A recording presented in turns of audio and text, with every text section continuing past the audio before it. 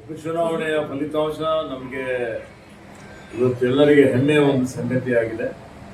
ಕರ್ನಾಟಕ ರಾಜ್ಯದ ಜನ ಅಭಿವೃದ್ಧಿಗಾಗಿ, ಪ್ರಗತಿಗಾಗಿ ಇವತ್ತು ನಮಗೆ ಮತ್ತೆ ಆಶೀರ್ವಾದ ಮಾಡಿದ್ದಾರೆ.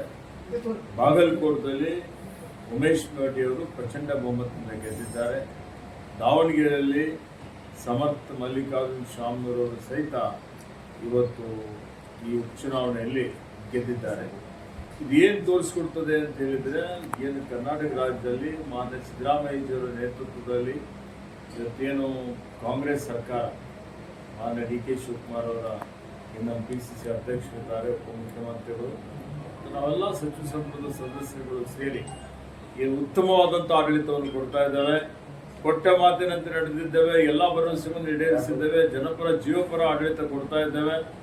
ಇದೆಲ್ಲವನ್ನು ಗಣನೆಯಲ್ಲಿ ತೆಗೆದುಕೊಂಡು ರಾಜ್ಯದ ಜನ ನಮಗೆ ಪದೇ ಪದೇ ಆಶೀರ್ವಾದ ಮಾಡ್ತಾ ಇದ್ದಾರೆ. ಹಿಂದೆ 3 ಉಪಚುನಾವಣೆಗಳಾಗಿದ್ದು ಆ 3 ಉಪಚುನಾವಣೆಗಳಲ್ಲಿ ನಮಗೆ ಬೆಂಬಲ ಕೊಟ್ಟಿದ್ದಾರೆ, ನಮ್ಮ ಅಭ್ಯರ್ಥಿಗಳನ್ನು ಗೆಲ್ಲಿಸಿಕೊಟ್ಟಿದ್ದಾರೆ. ಮತ್ತು ಈ ಸಲ ಅಂತೂ ಭಾರತೀಯ ಜನತಾ ಪಕ್ಷದವರು ಬಹಳಷ್ಟು ಶ್ರಮ ಮಾಡಿದ್ರು, ಏನೇನೋ ಹೇಳಿಕೆ ಕೊಡ್ತಾ ಹೋಗಿದ್ರು.